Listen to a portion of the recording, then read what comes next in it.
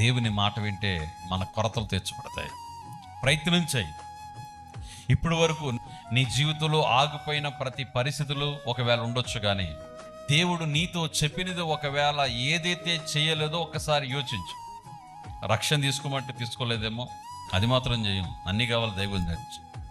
దేవుడు చాలా ఇంకా నీ రక్షణ లేదు, రక్షణ తీసుకో అంటే మనం ఆయన చెప్పిన మాట ఒక్కొక్కసారి వినం.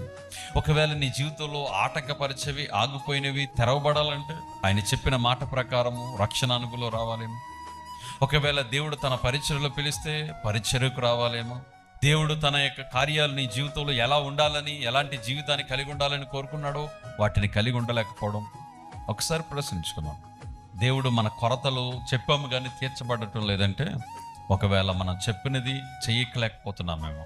ఆయన నీతో ఏం చెప్పాడు, వాక్యం ద్వారా ఏం చెప్తున్నాడు, అది మనం చేయదము గాక.